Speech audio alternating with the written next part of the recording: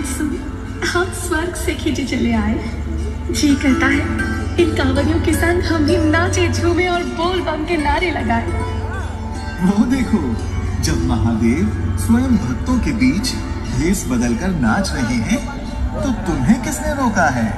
अरे हाँ, अकेले महादेव ही नहीं, उनके संग जटाओं से बहती गंगा, माथे पर दमकते चंद्रदेव, गले में लिपटे वासुकी नाग, हाथों में त्रिशूल और डमरू, सभी मगन हैं कांवरियों के संग।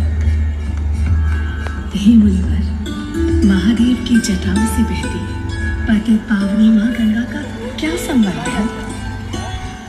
हे सुंदरी, महाराज भगीरथ ने अपने पूर्वजों को जीवन मरण के दोष से मुक्त करने के लिए गंगा को पृथ्वी पर लाने के लिए कठोर तप किया। इससे माँ गंगा प्रसन्न हुई और वो पृथ्वी पर आने को तैयार हो गई।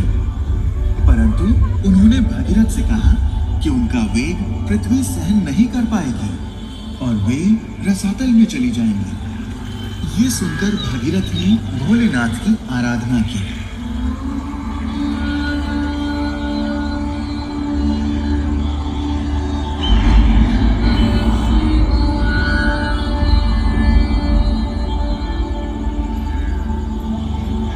भोलेनाथ ने गंगा को अपनी जटा में धारण कर उसकी केवल एक धारा को पृथ्वी पर जन कल्याण के लिए भेज दिया।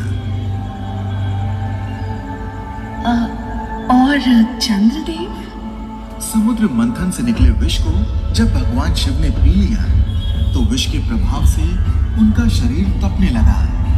तब चंद्रमा ने महादेव के सिर पर विराज कर उन्हें शीतलता प्रदान की। और वासुकी नाग?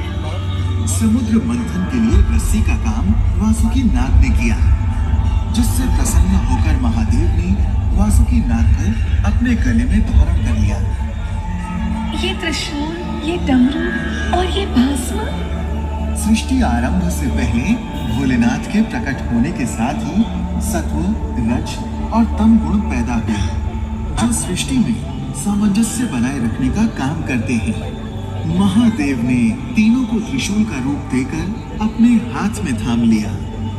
ठीक उसी प्रकार सृष्टि के संतुलन के लिए उन्होंने डमरू धारण किया है। शिवजी को मृत्यु का स्वामी माना गया है और शिवजी शव के जलने के बाद बची भस्म को अपने शरीर पर लेप लेते हैं। इस प्रकार शिवजी भस्म लगाकर संसार को ये संदेश देते हैं कि हमारा ये शरीर नश्वर है। मुनिवर,